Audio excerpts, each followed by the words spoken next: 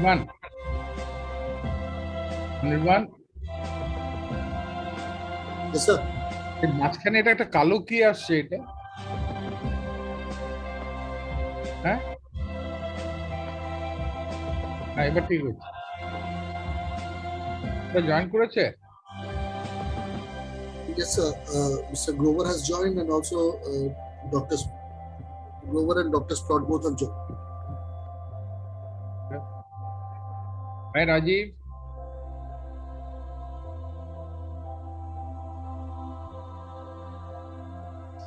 Hello, Rajiv. Yes, Hi. Hi, how are you? Fine, thank you. And I think David is on too. Yes, David good is morning. also there. Good evening, that is. How are you? On. And Professor Nath, Professor Mehra. Also, Yeah, if you- Professor Mehra lives close by in India, so he doesn't need that much of lead time. I'm just kidding. So he hasn't left home yet. He hasn't left home, is it? I know, I'm just kidding. So how have you been? It's been raining cats and dogs in Calcutta. I mean, we've have had a lot of waterlogging and all that over the last few days. Wow. Today the weather is better, but then quite unlike the usual times, we would have worried about the weather, but now we don't, because we are at home in any case. So whether it rains, whether it doesn't rain, you're at home. So life goes on as usual without any interruption. Wish you could ship some of the water here. We need it in the west coast of the United States. Yeah, It's very I dry believe so. lately. So yes, my brother is in California, and he was telling me that he was saying the same thing yesterday evening when I was talking to him. You can actually pass on some of that water to our part of the world. I believe it's very hot, and we need some rains and all that. Very much. Yeah, there's been flash flooding in Germany and in UK and in eastern US. Yes. Parts of India, and then there's no water in the other part. It's pretty scary what's going on with climate change. I mean, I think Pradeep is on. So, yeah, Professor Mehra has joined. Pradeep, good evening. This is Amitav Datta from Calcutta. And we haven't talked to each other. I've talked to Rajiv and all that. But you're from, I believe you also passed out from Calcutta, and I am Calcutta. So. Yes, Amitav. Hello. Yes. In fact, I don't know whether... Can you see me now? Yeah, looks good to me at least. Okay. Hello, David. Hello. Hi, Hello, Pradeep. Rajiv. Really nice to meet you. Very nice meeting you as well, David. And how are you, Rajiv?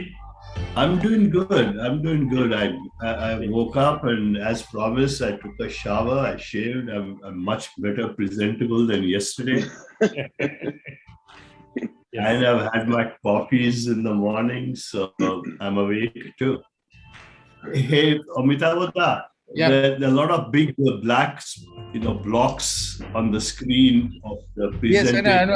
I was. In fact, I was telling Anirban. I don't know where all that is coming from. I don't know what he's up to. All these black. What is all this, Anirban? So these are the control panels. Unfortunately, I cannot do away with them at the moment.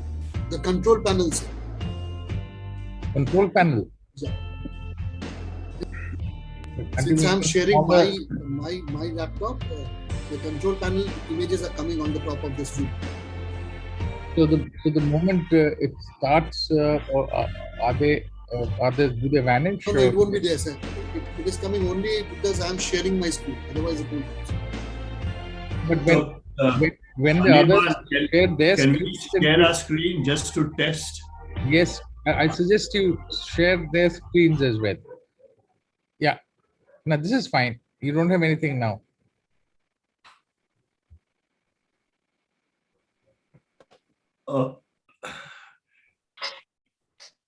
Yeah, hi. So should I try sharing my screen and Yeah, see please. how it looks? Okay.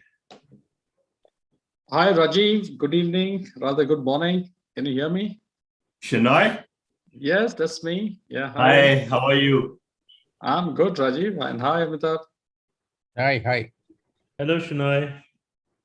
This is Hi. Pradeep. So you can try sharing your screens, please. Morning. Pradeep, you Yeah, passed so- out which? Yeah, I will do that. Yes. Pradeep, when did Yeah. you pass out from IIM Calcutta? That is 16th batch, so 7981. 79. Was the chap with you? A chap called Vikram Sakuja? No, 81 graduated. I don't know. He was maybe slightly junior. Or Ishan Rana, was he with you? Yes, Ishan Rana, yes, correct. Ishan, I was his first boss actually. I recruited him in ABP. Okay. So I have- Ishan was my batch, correct. Oh, Yes. he's from your batch. Correct. Yes. Ishan, he was we've been in touch, and we were very dear friend and ex-colleague. He was with us for quite some time before he joined Lintas Advertising, Yes, and then of course he went into he and his wife Anjali also. Yes, both of them, yeah, good friend Yes. of mine. Both of them are good friends. Yes, we are in touch with each other closely. They went for their marriage and this and that, and I think they're all. Anjali is from Calcutta, no? Yeah, father. Yeah. Anirban, can you just check people have joined in? Can you just check and see? Rajiv, Yes. People are joining. should I test my own one? My screen? Yeah. So Anirban had said that he'll give us individual access. So you guys can see my screen, right? Yes, we can. Yeah, absolutely fine. Good Okay, evening. wonderful. Good morning, everybody. So I'm going to stop share, and Pradeep, you can try next. Okay. Okay, This wonderful. is fine.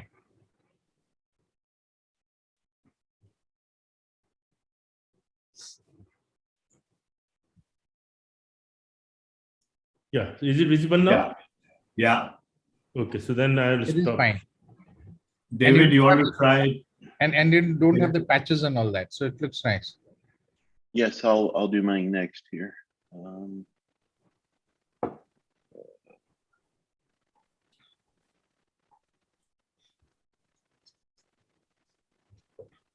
See that okay? Yep. Yeah. Yep. It's absolutely fine.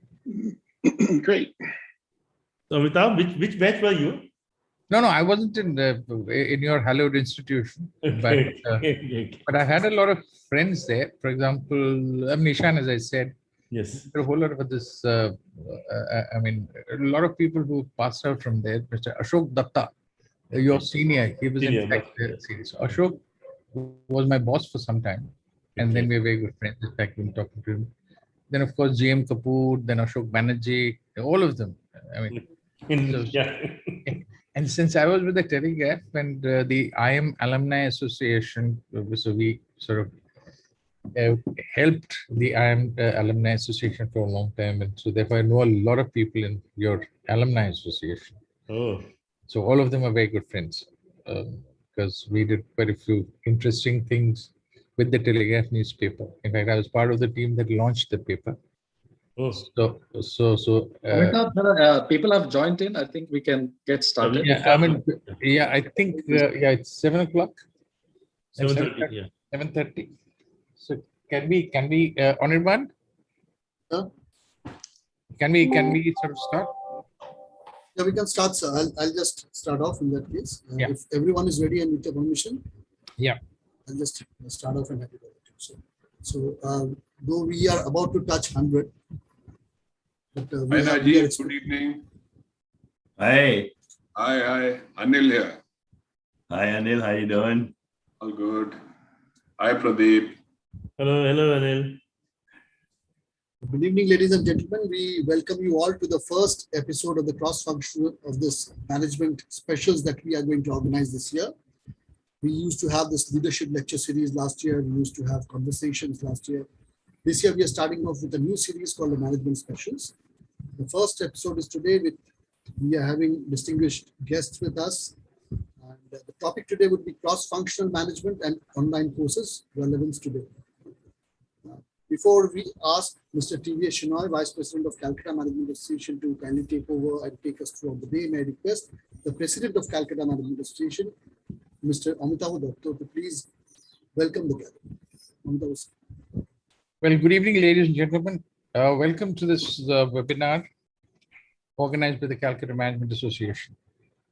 Well, ever since the pandemic hit us, we've been trying to do a bit by providing access to senior people from the industry, government, etc. And we had senior professionals who talked about leadership during the crisis. And a lot of them have looked at business and life in general post the COVID era. We have been fortunate enough to have speakers like the chairman of Hindustan Unilever, the chief economic advisor to the government of India, the deputy chairman of the Niti Aayog, government of India, chairman of Hero Motors, Kirloskar, Cummins, and a whole lot of other companies. We have now decided to start a new series titled Management Specials. The focus would now be on providing training and workshops to equip the managers of today to cope with the issues in the post-COVID era. We have therefore decided to focus on the relevance of cross-functional management and online management education as the first of the series. We are fortunate that we have been able to have an arrangement with organizations and individuals who have specialized in these domains to speak to us today. On behalf of all of us, I would like to invite and thank Dr. David Sprott from the Drucker School of Management, Dr. Rajiv from the University of Memphis, and Professor Pradeep Mehra from the Shiv University for sparing time to speak to us on something that we feel is extremely relevant in the present context. Moderating today's session will be our Vice President, Mr. T.V. Shenoy, Chief of the New Materials Business of Tata Steel Limited. I'm sure you'll find the session informative and interesting, and therefore over to Shenoy. Shenoy, it's all yours.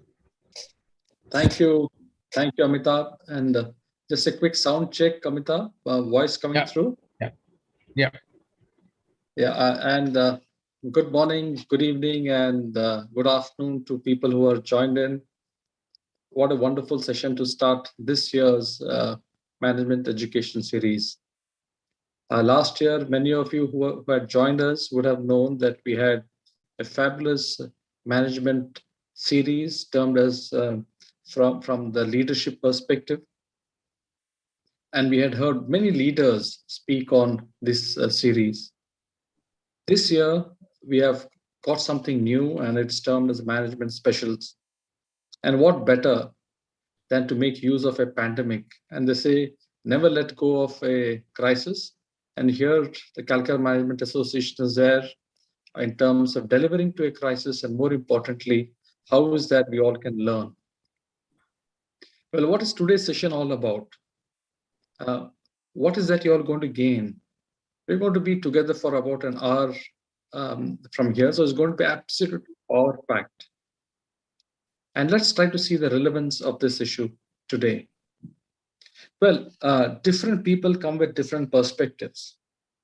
And that's true in work, that's true in school, that's true in colleges, and isn't true in marriage. And what has happened during the past year is the pandemic has brought a totally new perspective, either in terms of leadership, work from home, work at office, education at every levels. And what this session attempts to do is to bring a marriage of both. Trying to build the elements of cross-functional management and also its relevance in today's time, especially when you're often learning or working from home, not in touch with colleagues physically, but mostly mentally. And how do you get the best out of it? And what a galaxy of speakers we have got today. While Amitav has already introduced Dr. Rajiv Grover, who is the Chair of Excellence, Sales and Marketing at University of Memphis at the US. We also got Pradeep Mehra from the Professor of Practice at Shiv Nadar University. And we also got David Sprott from the Drucker School of Management.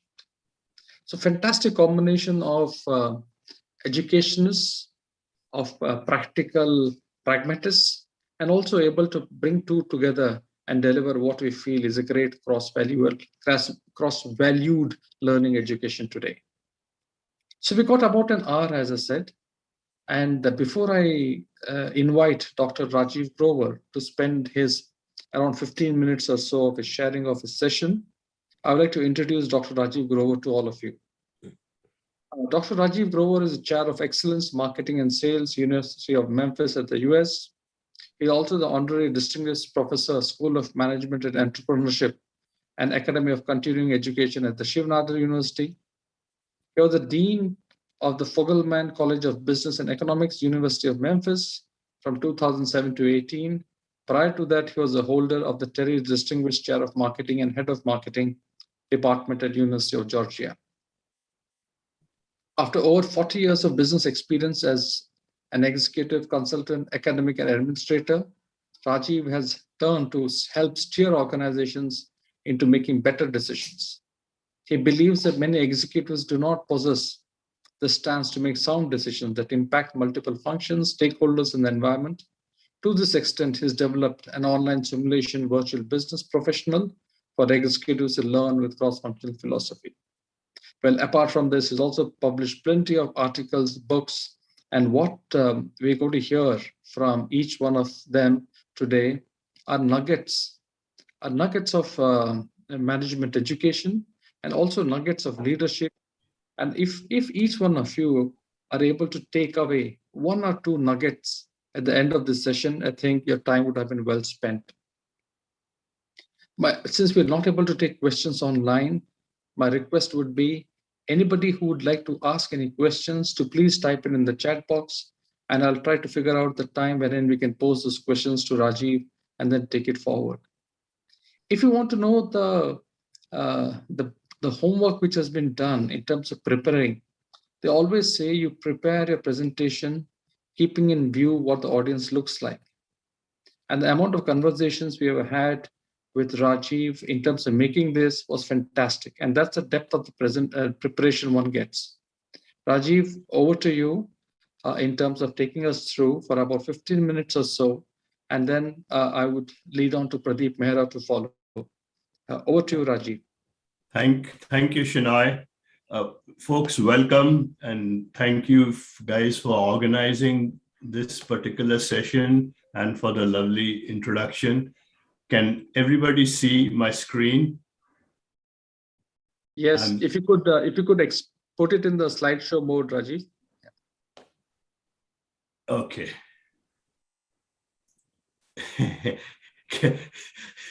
That will take me another 10 minutes to figure it out. So, if you go to at the bottom, sir, if you can just or at the bottom, I'll help you out, Rajiv. Yeah. Yeah. Yeah, and it's the fourth icon. It's the fourth icon. Yeah, it's the next one. Yeah, that's right. There you go. Wonderful. Thank you. Thank you. So that's why, the older one gets, the more useless one becomes. But Shinai has already given you folks a brief introduction of who I am. And I have also, in addition to what Shinai have said, an MBA, and then I worked with Hindustan Computers at CL now in India. And very early in my life, I started doing executive education, one of the youngest assistant professors to do executive education. And that was at University of Pittsburgh, which had a pretty fine executive education program. And then during the heyday of .com, I came to Silicon Valley, from where I'm speaking right now, to start a company. And then the .com bust happened, and I went back to Georgia with my tail between my legs. But the point of all of what I'm telling you is that I'm one of those academics that has spent a ton of time in the quote unquote real business world. And also all during my academic career, I was a pretty active consultant to large companies and small, including Microsoft, which was the largest at that point of time. And even though my expertise was market research, when I went into the corporations, it quickly sort of developed into being a consultant in a more general level, because I found that, because of these cross-functional conflicts, however good a market research project is done, if the politics is not eliminated, nothing much can be done to implement the insights that the market research project delivered. So, and then also all the compensation systems, people were not cooperating with each other because they were scared that if they cooperated with that guy will get promoted, and on and on and on. So that was all that was sort of prior to my becoming the dean. And when I became the dean and I started hiring now people from across different disciplines, right? And I would be interviewing very, very fine big data people, and they knew a lot of AI NLP, but they had zero idea on what business was. And not to belabor the point, the same thing happened, that you had very, very fine accountants, you had very, very fine economists, but they had very little idea on the business, how businesses are run. And if you looked at their background, they have undergraduate in economics and maybe a master's in economics, and then they have a Ph.D. in economics, and then they come into a business school. Same thing with a big data person, might have a ton of statistics experience, but they haven't necessarily had much business experience. They might not even have graduated from a business school, and even if they did get their PhD from a business school, it doesn't necessarily mean that they got a very good grounding of the kind of courses even an MBA does. So the long story short was that we were training students as faculty people in very, very narrow functional areas. So expert in big data, expert in economics, expert in accounting was teaching, quote unquote, the MBAs and the undergraduate students. And if the teacher himself or herself is unaware of the complications in a large business kind of setting, fat chance that this person would be allowed to or will be capable of teaching, business relevant material. And so that just kept perpetuating. The more research oriented business schools became, the lesser the faculty became familiar with the workings of business. So much so that a lot of schools dropped courses called management, and they introduced courses like organization behavior. So organization behavior is more of a science than management is. So we focus and talk about the OB. So my sort of learning in these last 15 years or so, and more when I was a regular faculty member and consultant, was that the pendulum had swung too much into we generating specialists. Now, there's nothing wrong with that model. It's okay to be specialists, and the market is supporting these specialists because they get jobs. So if I know a lot about big data, I have a very good chance of getting a job, much faster than somebody who's a generalist who hasn't, done any special courses or electives in big data or accounting and so on and so forth. But if I keep generating specialists, and that's where I stop as a sort of education ecosystem, then people just cannot grow in an organization. If at all they become sensitive to other functional areas, i.e. how decisions in one particular area impact other area, that is out of their own personal experience or their own personal attitude. And we all know how dysfunctional an organization can be if people at the mid and higher level of management are just focusing on a particular function, or even if they have the responsibility of a general manager, they don't have the wherewithal to make these kinds of cross-functional decision. So with that experience, I said, okay, Rajiv, enough of complaining. What are you going to do about it? Right? So the way the MBA programs were structured, almost the whole of the second half of an MBA program was more or less electives, and ton of stories about 80% of what MBAs learn in a program they never use, right? And what we keep doing in business schools is we keep adding courses, because when we add courses, it is good for us.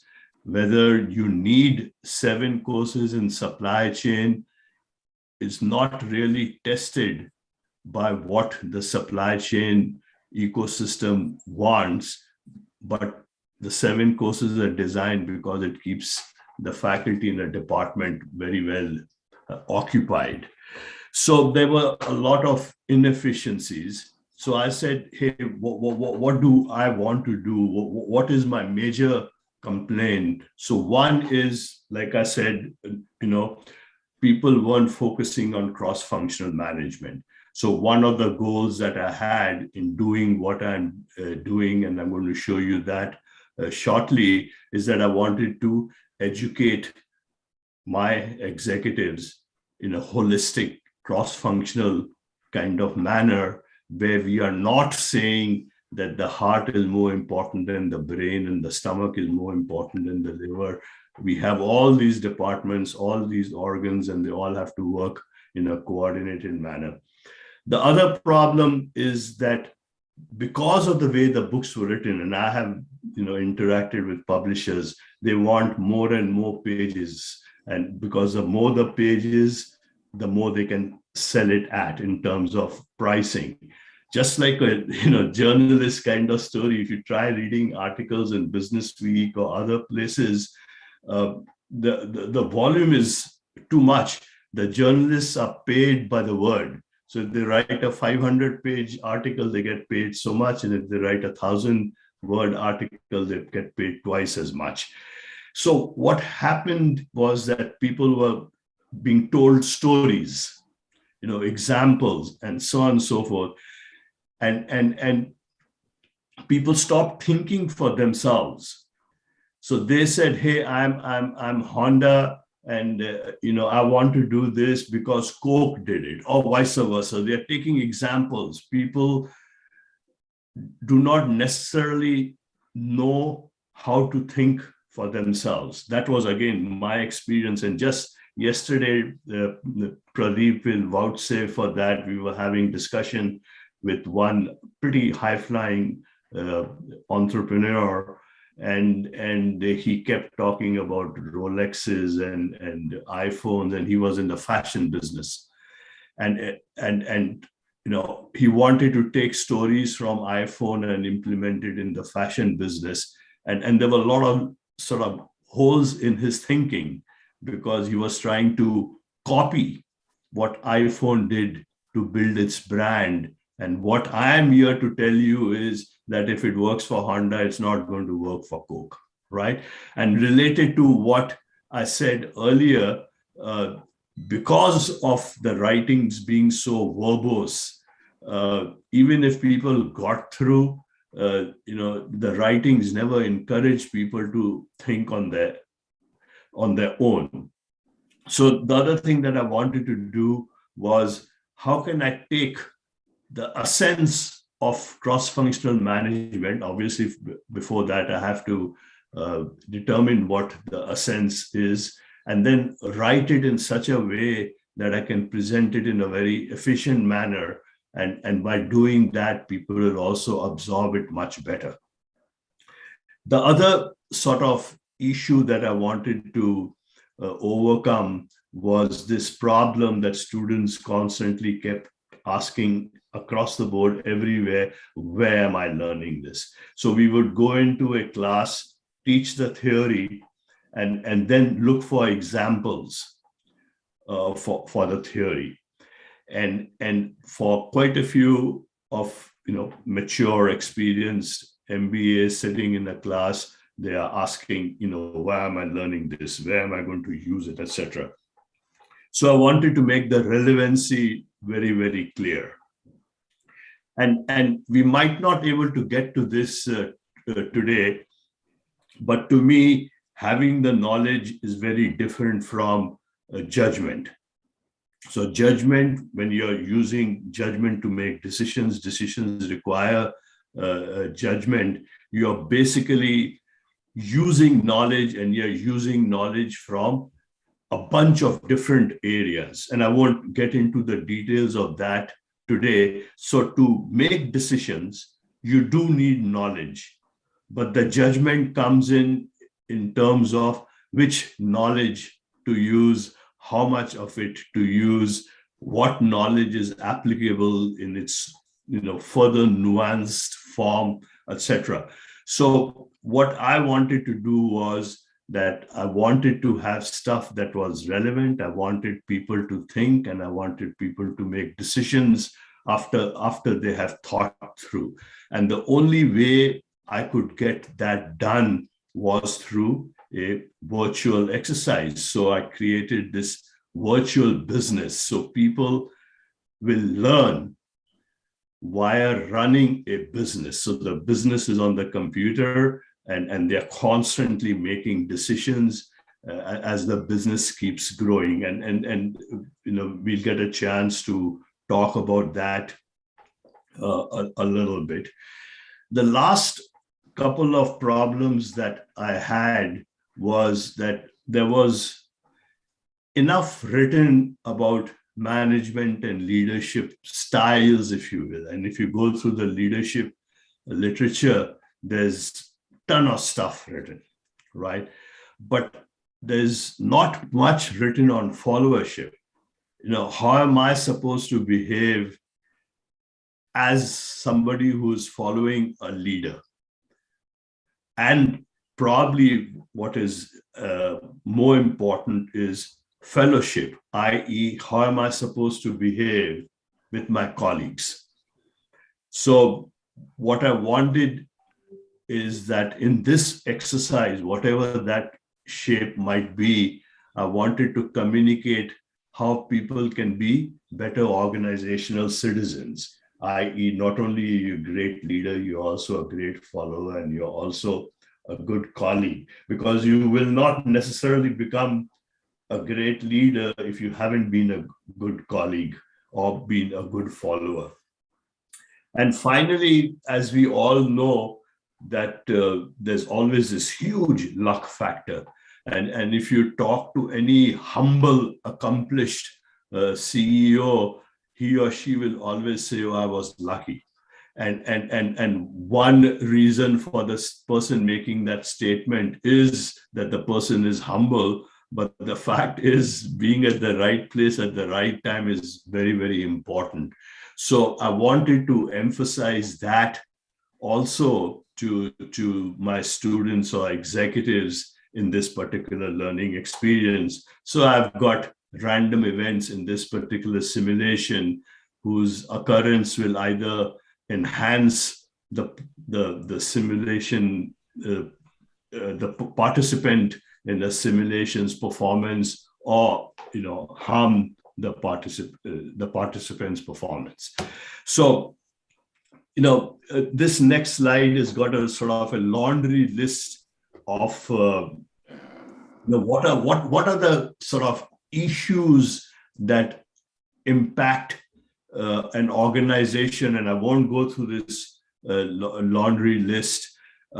So, for example, selection of target markets, doing a great competitor environmental analysis, internal analysis of one's capabilities. Long story short, the whole area of strategic positioning, if you will, impact the whole organization.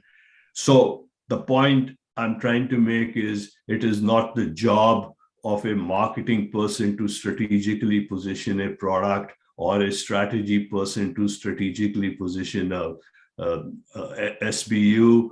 It is a problem that the whole organization as a whole should solve, because it's going to impact the manufacturing area, it's going to impact the supply chains, it's going to impact everything.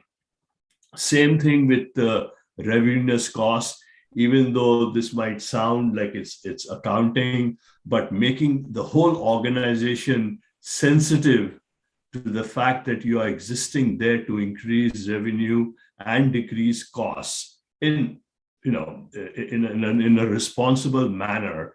So how each and every decision you make should ultimately result in an increase in revenue, maybe via customer satisfaction, maybe in the long run, or each and every decision you make should result in cutting costs by minimizing inefficiencies or any other fluff that might have. But in this particular slide, I've listed a bunch of issues, and there are a lot more that are all cross-functional kind of issues. And one of the reasons you will see that not only this slide is very busy, but other slides are so, is that I wanted to make our decks stand alone in case people couldn't attend the seminar and wanted to know what went on. They could look at the deck and get a pretty good idea of what we talked about. So I have a couple of minutes more. So how did I select what is it that I need my executives to learn? So for each major area, let's say business law, I talked to the dean of the law school, I talked to a judge, I talked to practicing attorneys, both in law firms as well as in companies. What are the quote unquote 10 laws that every business executive should know? Same thing with accounting, talk to CPAs, talk to CFOs, talk to accounting professors.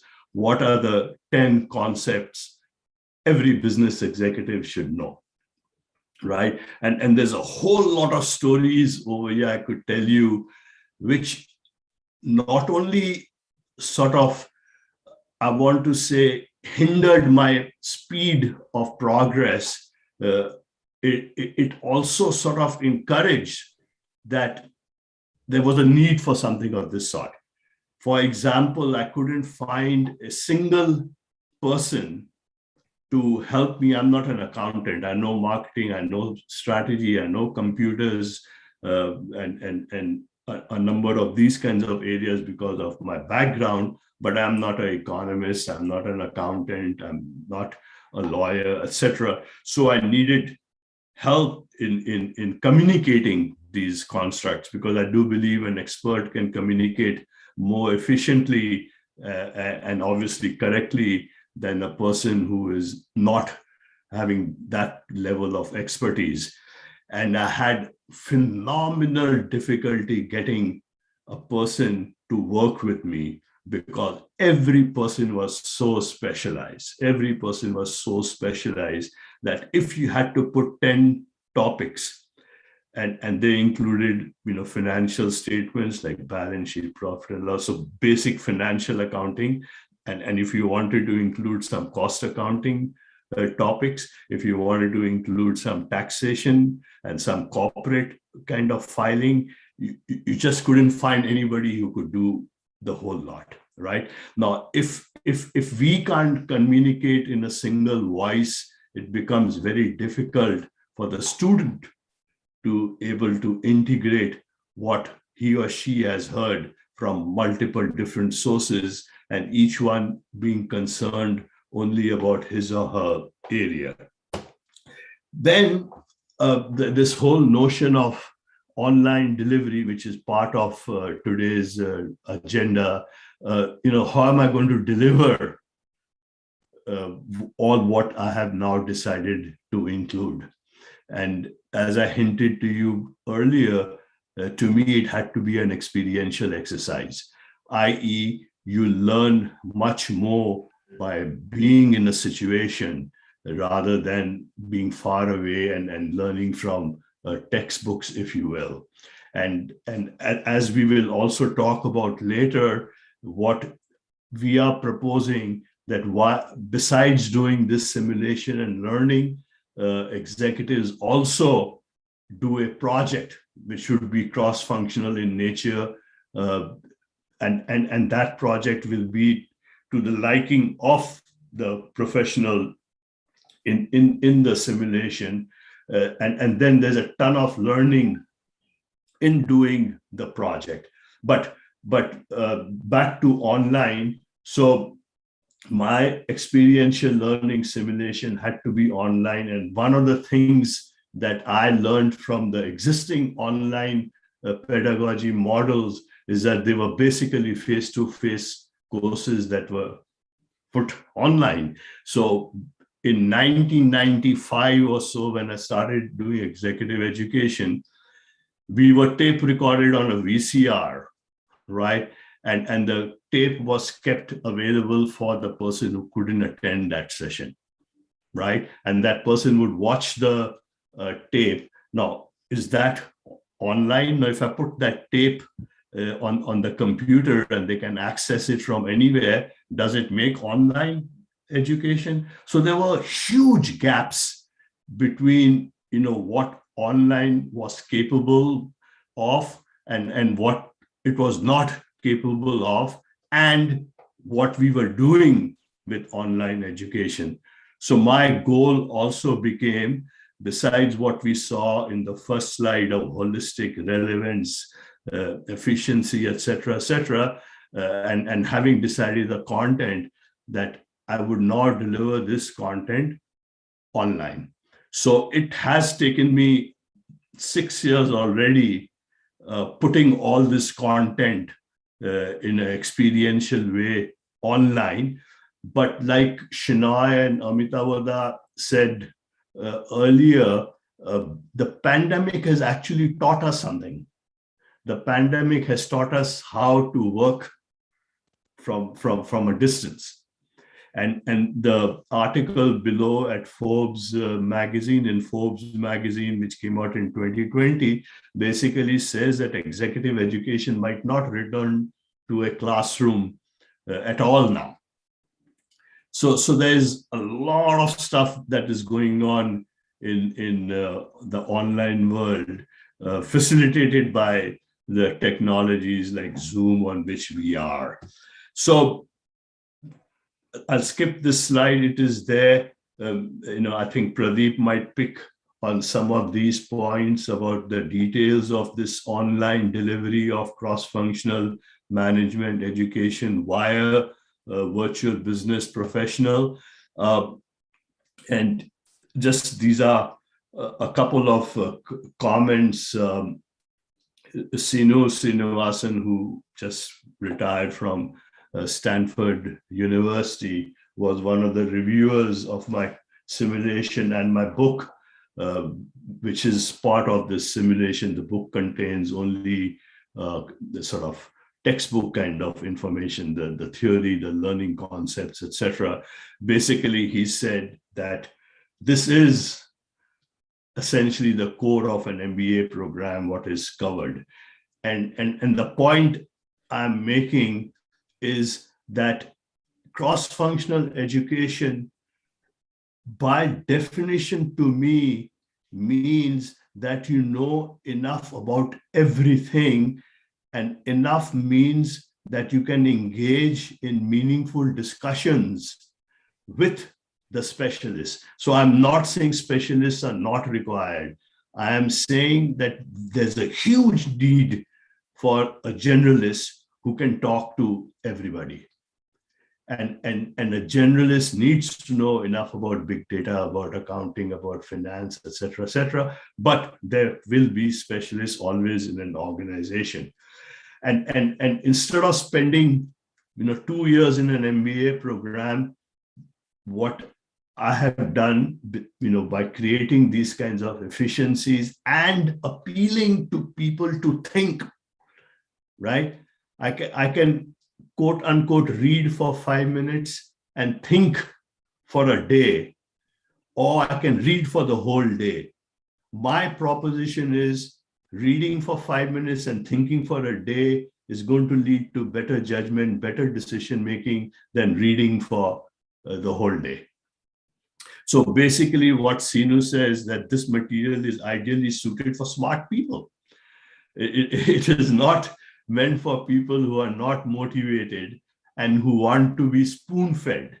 They will be great in acquiring knowledge, but they won't sharpen their cross-functional skills. And finally, Dean Sprott is with us. He's the dean of the Drucker School.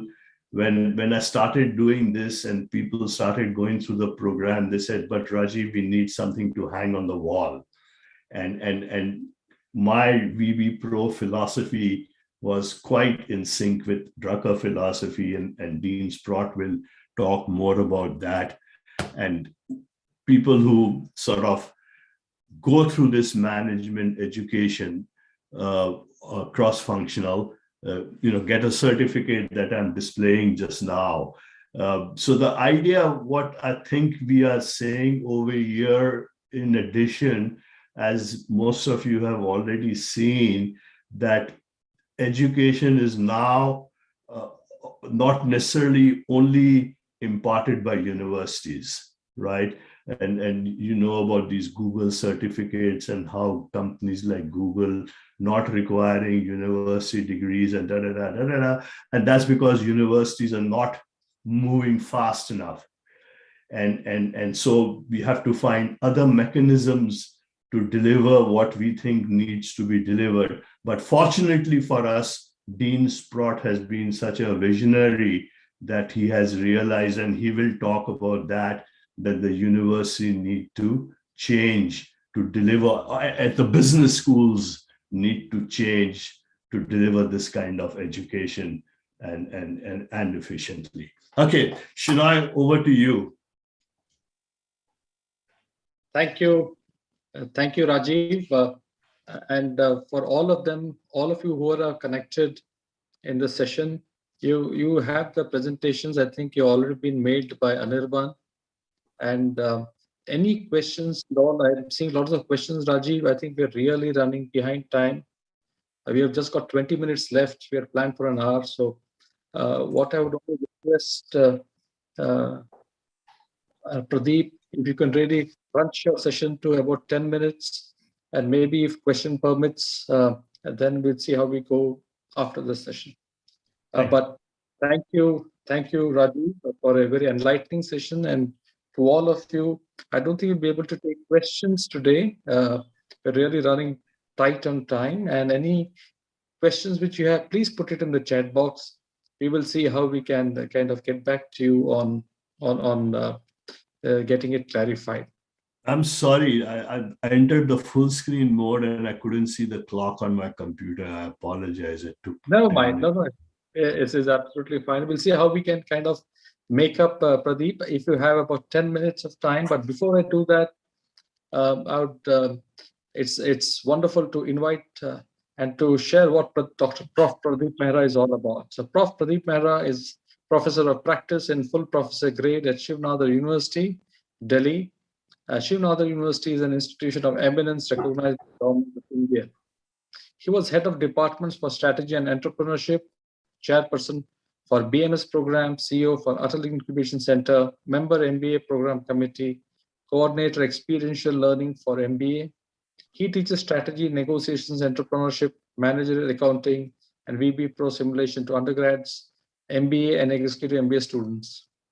He has conducted an MDP on negotiations at IIM Calcutta and has been a guest faculty at MDI Gurgaon. He has over 3.5 decades of corporate experience, of which 2 decades was at CFO, CEO, and the board level. He has worked in India as well as outside India. His corporate experience and achievements have been numerous. Well, if you have to connect the dots between what Rajiv said and what Pradeep is going to say, is this. Politics is there to stay in an organization, period. I've been with the corporate house for over 3 decades, and it's going to stay. We also heard what Rajiv said. It's not generalists versus specialists. It's how generalists and specialists combine to make a deadly combination. One of the best things ever as a leader you'd have is a team, a motivated and a team which is well-oiled. And Prof. Mehra comes with that experience of being in the industry, of having led it, of having learned from his frustrations, of having beautiful moments. And Prof. Mehra, over to you. My request, if you could crunch a session to 10 minutes and give the tips, it would be wonderful. I will, Shinoy. And, seeing your Tata batch, reminds me of my, olden days, after IIT Delhi, my first job, as a fresh engineer was in Tata Motors in Pune. Okay, so Tata has a special place in my eyes always. Thank you, Pradeep. Really good to hear that as well. Over to you. Yeah. Yeah. So, yeah, is it now?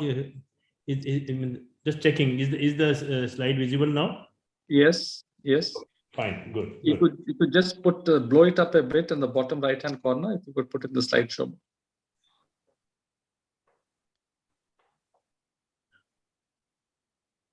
Bottom right-hand corner only.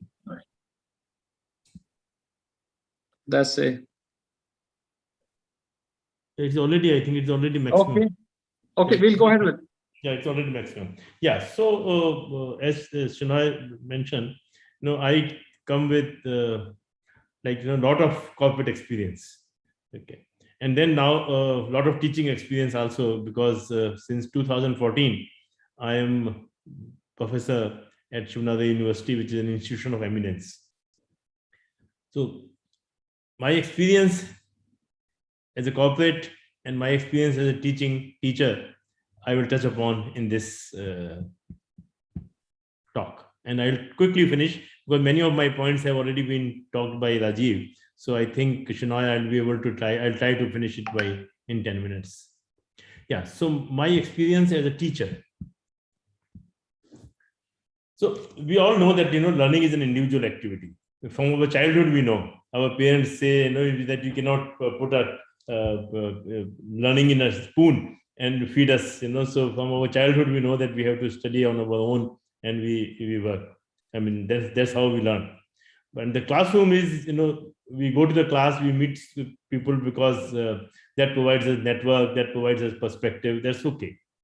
As a teacher, I realized, both at IIT and IIM, most of the time, our days, it was mostly a lecture-oriented teaching. But now, at Nadar University, as a teacher, okay, I realize that, and fortunately, I'm fortunate that my teaching is liked by all the students. Okay, because I think I realized that the best teaching or best learning happens when a person, okay, I'm calling student, you can call executive or you can call whatever, when a person is actively engaged in the process of learning and self-discovers what is the best. Irrespective of how many times we tell whatever to somebody, the best learning comes when the person himself or herself discovers that learning. So I extensively use, for example, in my negotiation course, I use role plays. So somebody is a banker, somebody is a customer, or somebody is a seller, or somebody is a buyer, or somebody is a HR manager, and somebody is a executive looking for a raise and things like that. Okay. So, and those role plays are merger and acquisition role plays. Those role plays are liked by students immensely, because after that, when we discuss, there's a lot of excitement in the class. And I have seen that when I teach, for example, a case in a strategy course, few people participate, but in role play, at the end of the role play, almost entire class participates, with lots of vibrations in the class and lots of excitements. Okay. Similarly, team exercises and simulation, all these various tools that I use as a teacher, I realize that students definitely feel much more inclined to learn. On the other hand, for example, cases, which is our mainstay. I mean, we of course use Harvard cases and other universities' cases also available on HBSP. The problem with cases is that one, many times they're quite long. Two, to discussing them in the class requires a lot of time, and at the end of it, some learnings come out of it. Okay. And I do realize, I mean, I did not realize it when I was in IIT or IIM studying there, but as a teacher now in Shiv University, I do realize that English is not our mother tongue. Okay, so while we are good at English, the reading speed may not be that very high. So for many students, to go through the long, lengthy cases sometimes is a torture. So I do use individual simulations in my teaching. Okay, short simulations which are available on purchase on Harvard websites. The problem with the simulation is, in the short ones, is that it takes a long time first to set it up for students to understand what is required to be done, and then that simulation is done and gets over in half an hour. So you spend so much time to understand how to do it, and then you spend only that much time to finish it, actually do it. So it is not very time efficient. On the other hand, the long ones, I have also taught long ones simulations. Okay, and I realized that most of them are team based. So what happens is some students or some participants work very heavily and the others don't. So some are the free riders and some really work. So how do I, as a teacher, I know that whether the person has learned or not learned? The entire team gets the marks based upon their performance. Okay. So that is another point. Teaching in this world now, I realize that all of us, especially the young generations, have too many avenues for time. I mean, we always had, during our days as well. But now it is even much more. But this is a digitally enabled world. So we have WhatsApp, we have social media, and we have so many things that the younger generation actually is much more starved for time. Okay.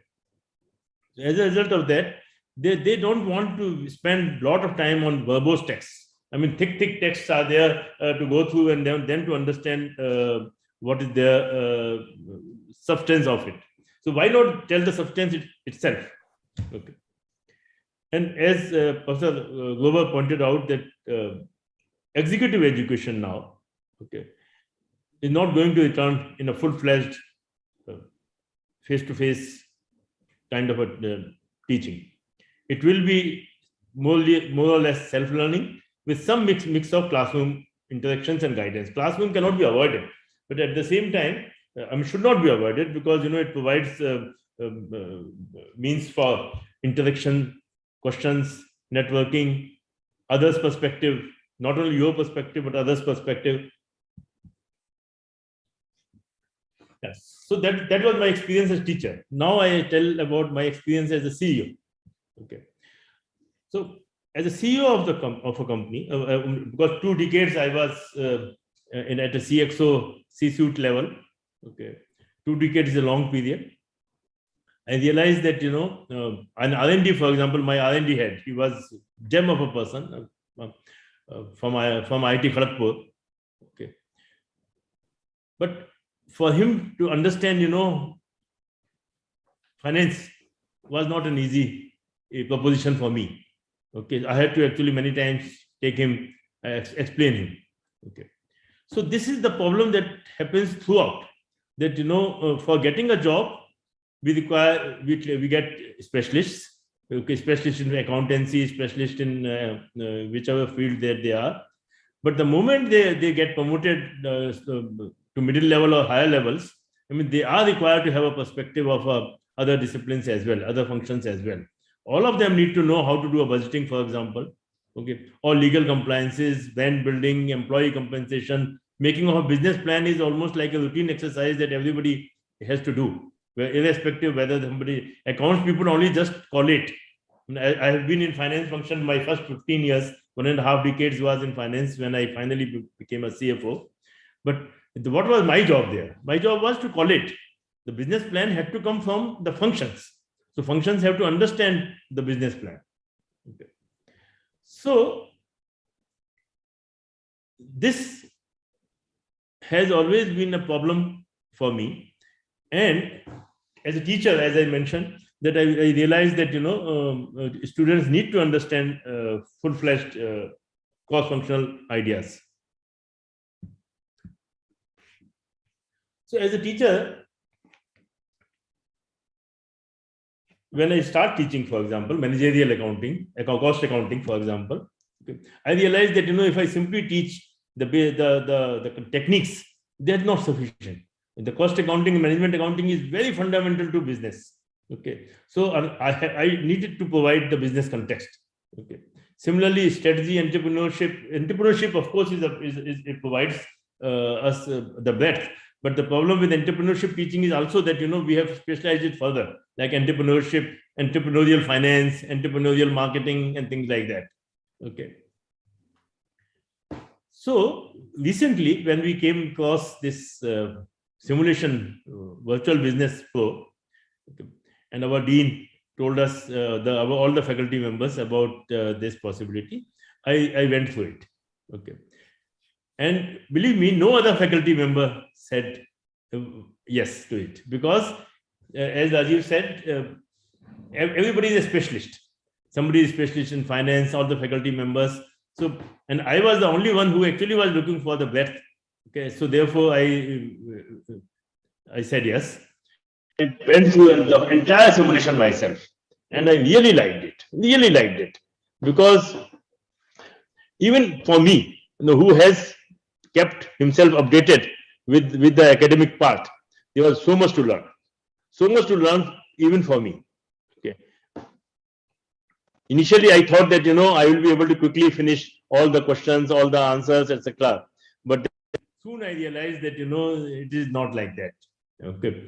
The one important thing is that these learning concepts, the book, okay, is written in such a concise manner that not a single word is wasted. So you cannot do a book fast reading. You have to read it properly to understand the learning concepts.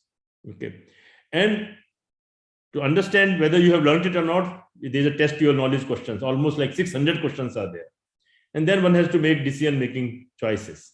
So what happens in this simulation is actually a person who is of middle ages, who is passionate about cooking, starts his own restaurant.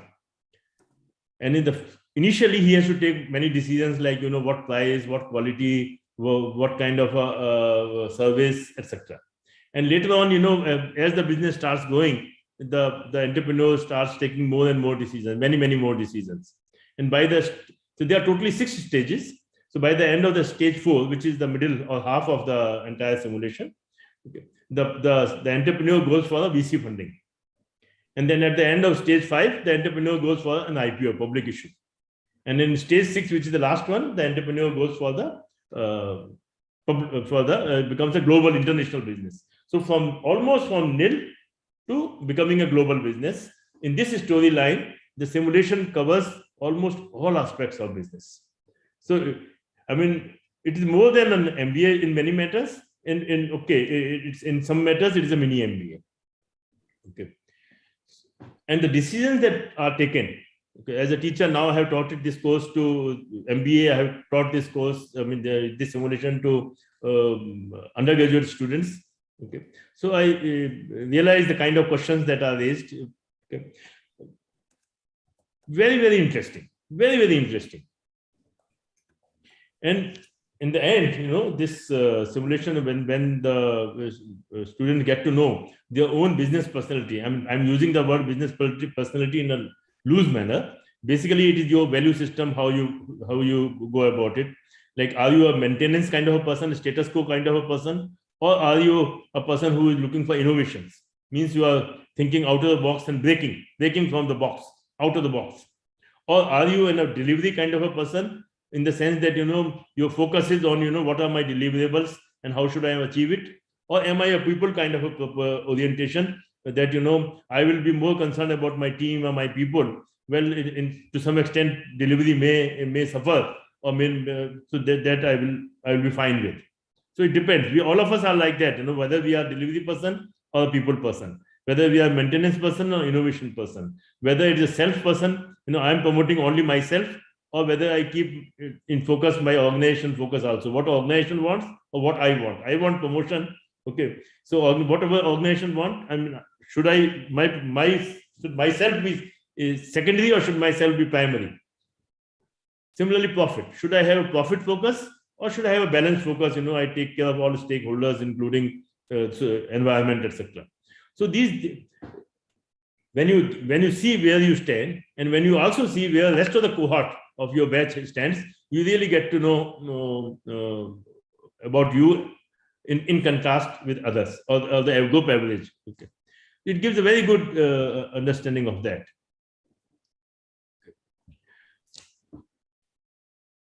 See, for my personally speaking, I would say in these 4 decades that I have graduated out of IIM Calcutta in 1981, and now it's 2001. Okay. All of us know that we have to keep ourselves updated. Okay, some of us may not have a formal management education. We need to understand all the aspects. Many of us may have formal management education, but if you look back, 40 years ago, what we learned, and now what we teach as I teach now, so much difference. Okay, almost very little is common. Okay. So many changes have happened in last 40 years in management world. So we have to keep ourselves updated. We have found this simulation so exciting that our Shiv University, which is an institution of eminence, that now we have made it a part of our core curriculum for all our students of management, whether it is MBA, whether it is executive MBA, whether it is undergraduate, whether now even for online MBA we are going to start. The simulation stories in this simulation are very, very engaging. Okay, when you see the storyline that a person starting with a restaurant and becoming an international global business, it is very, very engaging. So I suppose this is what I wanted to say. And Shinoy, I think I have taken more than 10 minutes. Sorry. I tried my best, but sorry. No, thank you. Thank you, Pradeep. I think it's been wonderful to hear you. And as you were mentioning the points about how one does in the corporate life, and I had a very interesting anecdote I could sense, Pradeep, and this comes from corporate education. So not everybody is lucky and who are listening in to have a formal education. Many of you who would have perhaps passed the 30s or who are really good in talent, scouting for a training program to upgrade your skills, you will say, what next? What is there for me? What does the company provide? Let's connect what the dots which Rajiv said and what Pradeep said. Let's look at it and see what does it mean for us. In an organization, there is a need for specialists, there is a need for generalists. Specialists typically won't have a chance to have done a formal MBA. Generalists, by the nature, would have done an engineering or graduation and done an MBA and then grown up the organization. Specialists would be typically engineers who would have gone to the shop floor and then risen up. But what next for each of the specialists? How do they work in a cross-functional manner in a team? What options are there? Perhaps not so many in the earlier days, but this pandemic has thrown a fantastic opportunity of online course learning, which is not possible. Well, by the way, let me tell you, the last 1.5 years, I've been to my office 3 days. Today, while my office is in Tata Center in Kolkata, I've come for a customer visit based out of Baroda. And I'm having this session based on Baroda, how connectivity has improved, seamless, and hence an opportunity to learn. Well, what did we hear from Pradeep? Let's look at it. Role plays, individual simulations, self-learning. If there are platforms available for one to develop and grow, if there's a need for people to work in a cross-functional manner and not got him an opportunity to do a formal education, what does it offer? Well, there are exciting opportunities, as you have heard. And for all of you who are keen, I'm sure you can reach out to the CMA Secretariat and see how you can build on your skills as you go across. And it's never too late to have a formal MBA education. I know some of my phenomenal colleagues would have done it pushing age of 40. Some of them doing his PhD at the age of 55 is not very uncommon, but even some of them as young as who are 30s. So there's an opportunity for all. Well, it's up to you how one can kind of pluck it.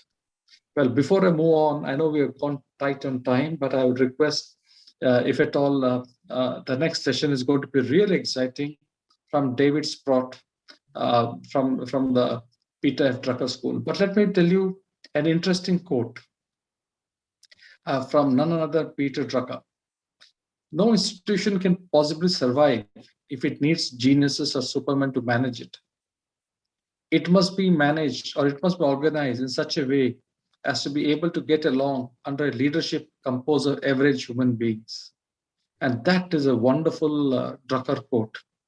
And to tell us more about the cross-functional management and in the Drucker style, I'd like to introduce David Sprott.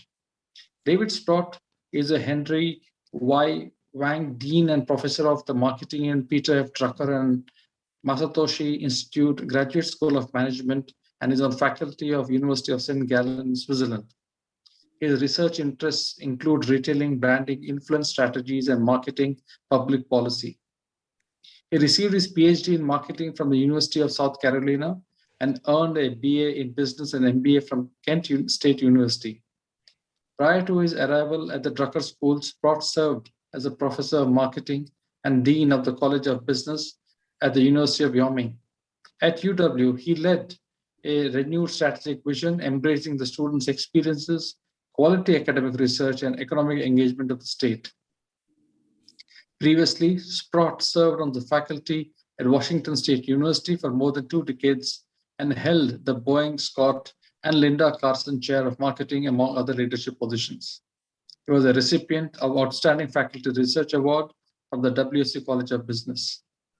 Well, again, for all those who are tuned in and significant numbers listening in here, you have heard academicians, you have heard professors, you have heard industry professionals, and now let's hear David Sprott. Over to you. Thanks very much. No, I appreciate that. And let me share my screen. There we go. So, can you hear me, and is it in presentation mode? Yes, we can. Wonderful. Well, I'll keep this brief, I promise. I'll try not to go too fast, but it's really a pleasure to be able to interact with you virtually this evening and this morning here in California. So I'm sitting here in Claremont, which is where the Drucker School is, and I just recently joined. I've been here just slightly over 3 months. I'm into my first 100 days, just barely. And, you know, the Drucker School is a little bit different than a lot of business schools. And I was going to spend more time telling you about the Drucker School. I'm going to go quickly here. In general, the thing that is different about us is that we really focus on management as a focus on humanistic inquiry and development, very much like the quote that Shinoy just mentioned. And that we really focus not only on the business skills that people need, but also to think about how does the business fit within a broader organization and within society. You know, Peter Drucker, who anchored the school and began it basically 25 years ago, was really kind of the philosophic underpinnings of what we do here.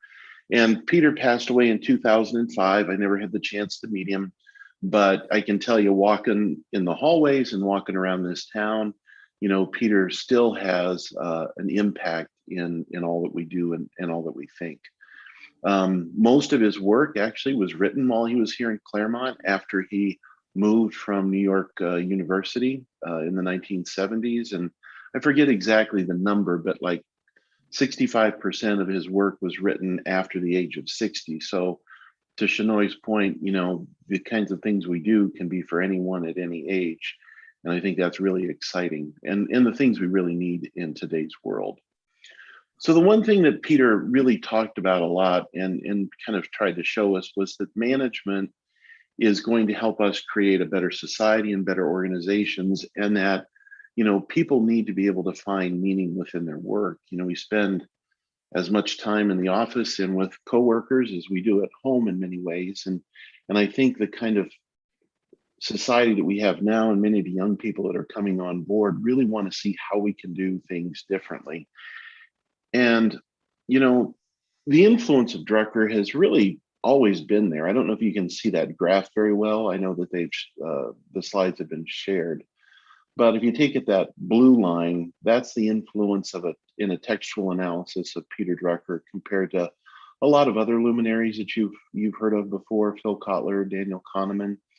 And, you know, why has that line of Peter shot up? I mean, first of all, he was brilliant in being able to distill observations into quotes like Shinoy just used. You know, the idea that you can kind of distill the things about customers and abandonments and all sorts of things down into easily consumable text, I think, has been part of it.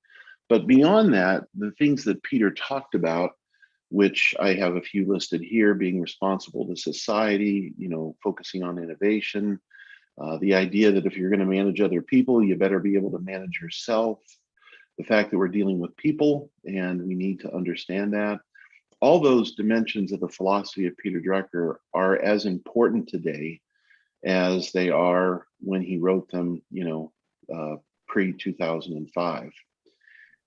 One of the things, and this is the focus of the talk today, is the idea of cross-functional business. Peter had a very strong view that business should be treated as a liberal art, that it should be transdisciplinary, interdisciplinary, and really draw on a lot of different dimensions. And as an example, so I'm sitting here in Claremont, California. There's a private school here that's part of our consortium called Pomona College, very high-end, elite sort of private school. And in addition to teaching management courses here at the Drucker School, Peter also taught the history of Japanese art at Pomona College. Just a small example of how, you know, we should really think very broadly about what we do in business, and it's something that we try to do here. I'm going to skip over this slide real quick. You can read it as I talk and set up the next comment. And one of the things that I've been doing since I've got here with my board of advisors is to start to get a better understanding of where is higher education going and where is business going in the next, you know, 1 to 2 decades, with the idea of how do we put together programming and materials that are going to help students of any age to be able to perform. And we put together what we're calling a future of work exercise with a number of trends at the macro level, worldwide level, in business in California, because we live and operate here, as well as in higher education. And I just want to share with you a couple of the takeaways we've had from these results. I'd be happy to share the full slide deck on this if anyone's interested. This was from a variety of consultants, business advisors, and our faculty.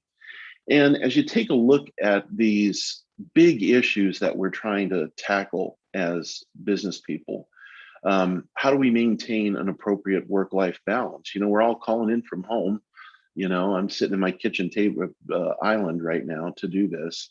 And, you know, how do we balance the idea that, you know, I got a refrigerator right next to me and I'm going to be on a meeting at the same time? How do we handle migration of talent all over the world? Technology, if you haven't noticed, isn't slowing down any. We've got big data everywhere. We have Internet of Things. We have self-driving cars. You know, we've got nationalistic tendencies in a lot of our cultures that we're pushing, that's pushing against globalization, which for me is very sad because I'm an international guy. We need to think about how do we retrain and reskill our workforces. And these big issues, before we got on, I was talking to your president about, he was saying there's a lot of rain in Calcutta, and boy, there's not a lot of rain in California right now. We have forest fires and empty reservoirs and people worrying about where water will come from. My point in bringing all of these up is not to depress you, but to show that, number one, first, I believe that business can attack and help address many of these issues. But if we're going to do that, we're going to have to do it in a comprehensive manner. And this is my last slide and kind of my end point, and I even put it in red font, is I really believe that we need to have multiple approaches to deal with these very complex issues. We will need the data scientists, we need engineers, we need accountants, but what we really need in society, not just in business, but I believe in society, is that holistic approach that Peter Drucker argued to try to deal with the issues it faces. And with that, I will turn it back to you, Shinoy. Thank you. Thank you, Sprott. I think it's been a wonderful and crisp and precise presentation in true Drucker style. And you know what, as you were saying, I just picked up a quote again from Drucker, and says, knowledge has to be improved, challenged, and increased constantly, or it vanishes. Yes. Now let's connect all the three presentations together. And for all the 180 of you who are there, I'm getting lots of questions. I'll try to pick up a couple of them who have messaged as well. One of the key things which comes about from here, one of the questions which comes about here is, there are plenty of options in the US which is going about in inculcating cross-functional management. If we had to do the same in India, how would you do it during these days? Sprott, would you like to take that? Yeah, I'll give a good try of it. Sure, I think that's an interesting question. There's obviously, so I do some work in international business, mainly on the educational side, but my sense is that many of the issues that are at the function, and not to suggest to say here, I'll start off by saying I don't think there's one size fits all, but I do think that many of the principles of cross-functional business will work in many different cultures.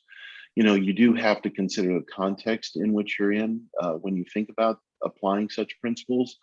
But the basic ideas of many industries in terms of the role of data, the role of technology, human resources, those are all fairly, they're ties that bind all of us together as humans and as business leaders. But the important thing is you have to adapt those things to the culture and the context in which you're in. Not to quote more Peter Drucker, but since I'm the Drucker Dean, I'm allowed to do it. One of his famous quotes is "Culture eats strategy for breakfast." And I think that that's very true, that if you don't consider the culture in which you're in, then you can be as strategic as like, but it's not going to help you very much. I'm sure that Pradeep and Rajiv have much more insights on how to apply it in India, but my general takeaway is that some of these big macro principles should be applicable in most any business, with culture considered, of course. Sprott, I think the fact that you said the culture is strategy for breakfast, and for all of you who are connected here, I think very, very powerful quote. And I have seen it and experienced it myself. You might have the best of the strategies, but lo and behold, you will not know what's going wrong until you know your culture well. And I think these are the nuances.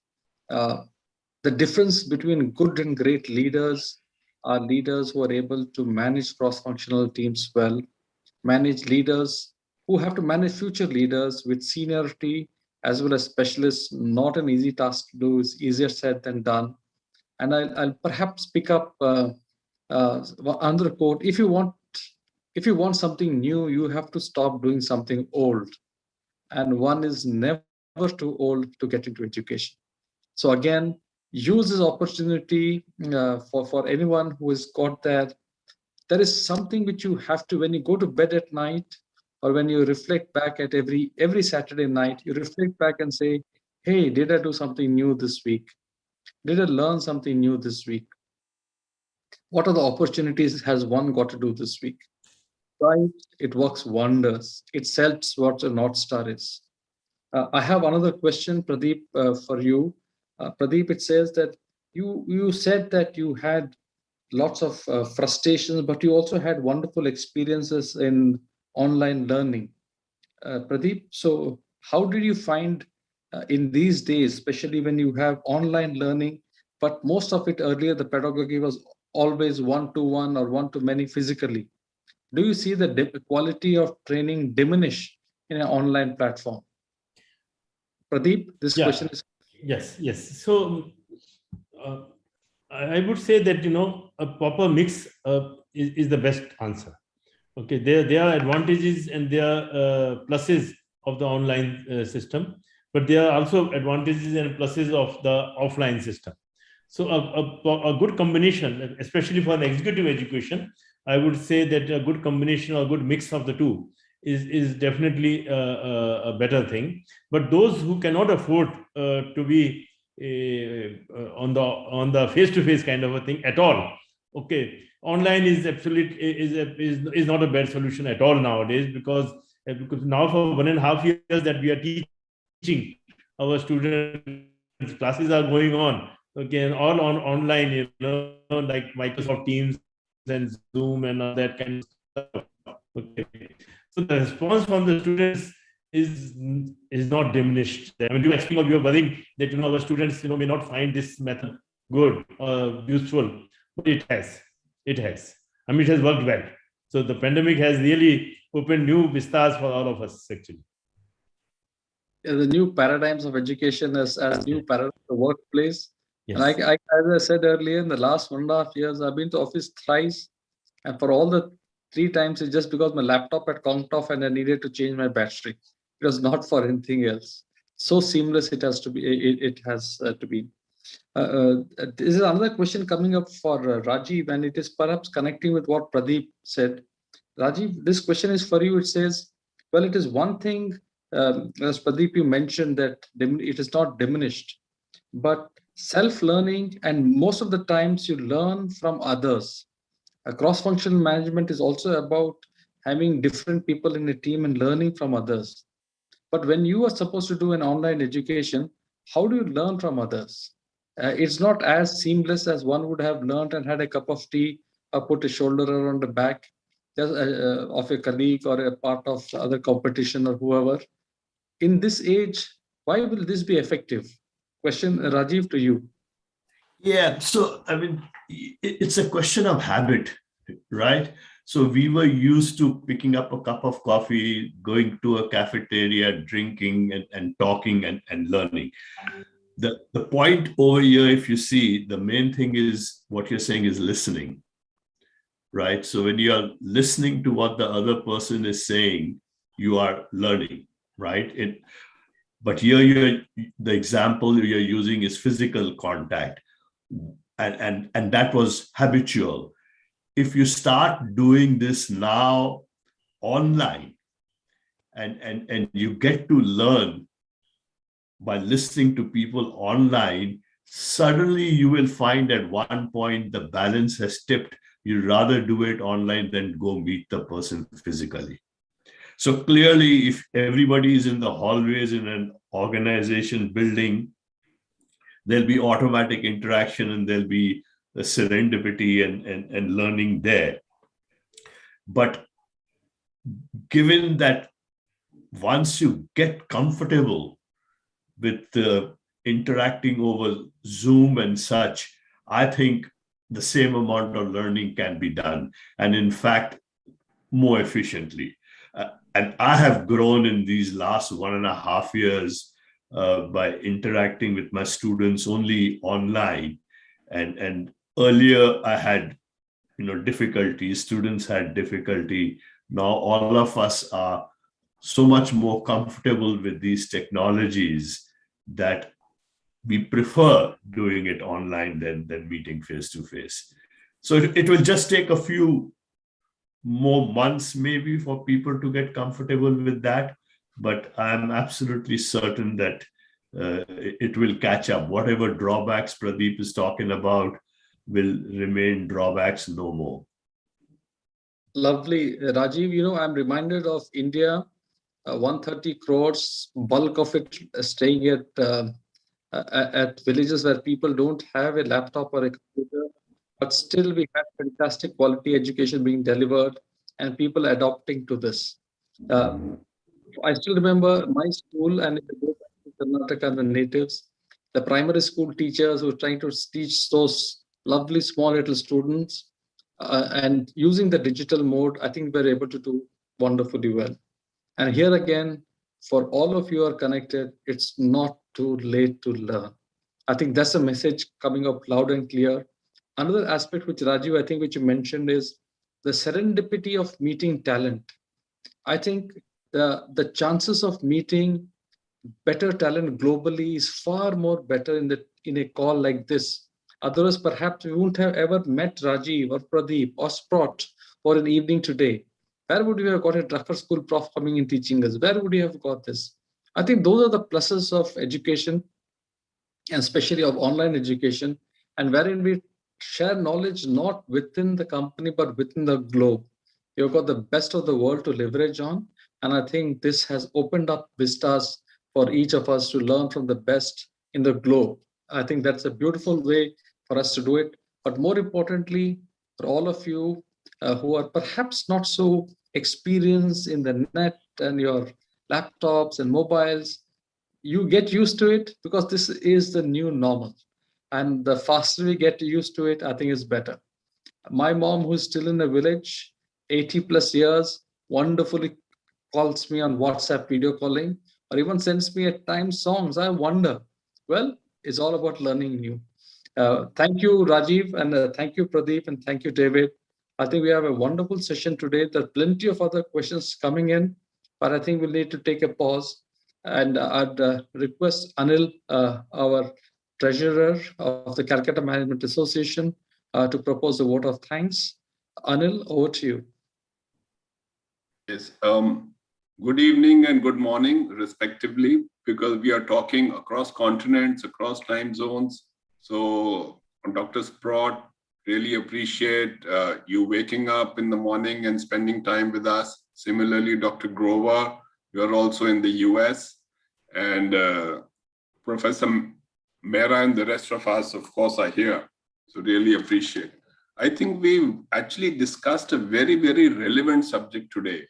And embedded in it has been certain innovation related to technology.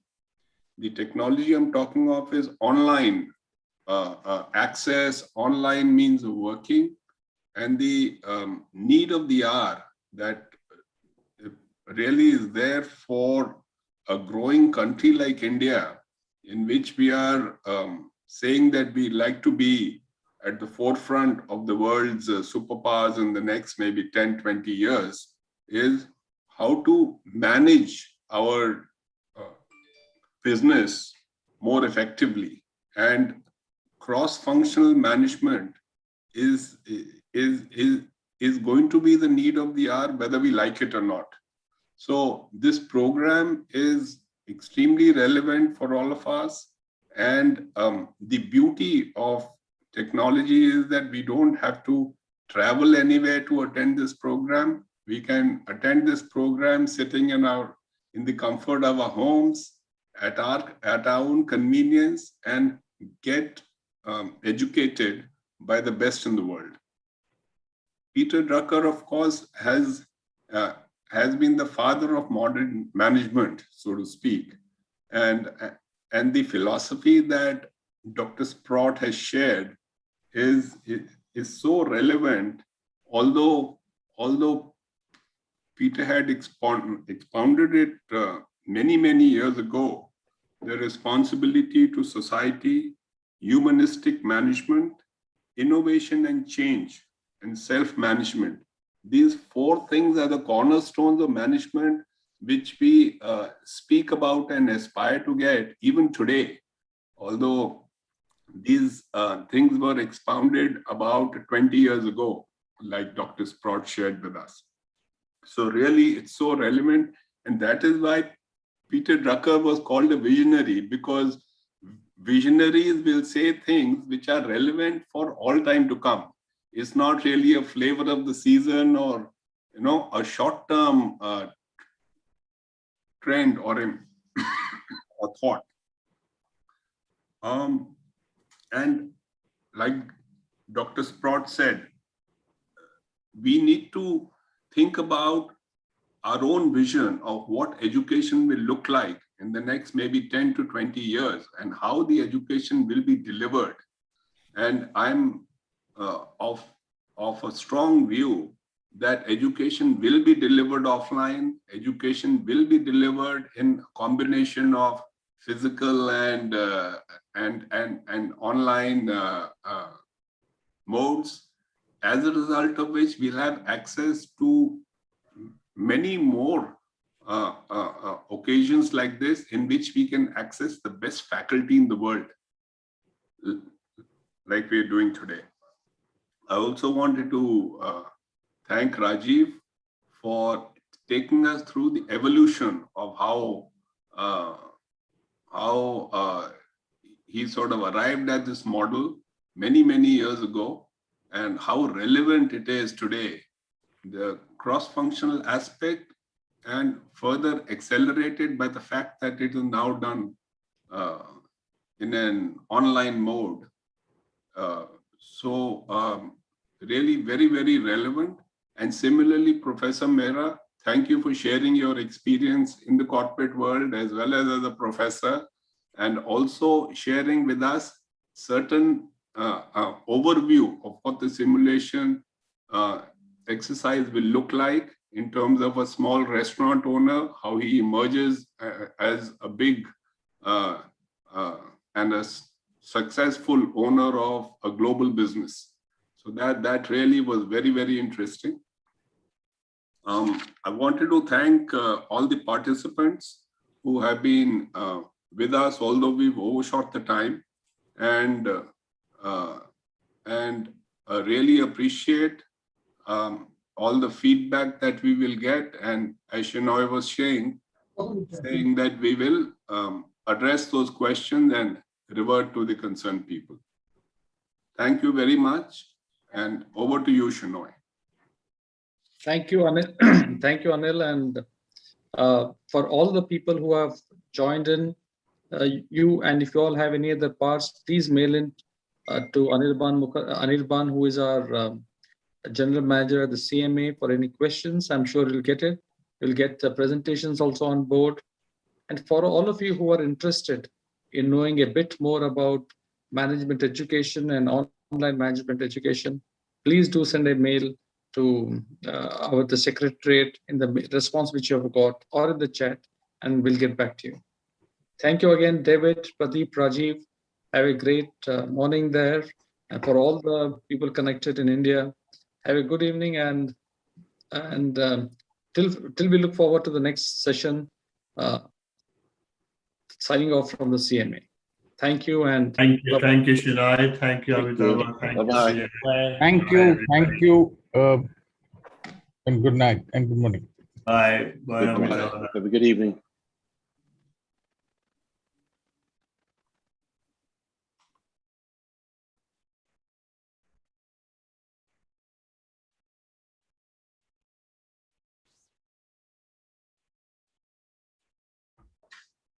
Shinoy.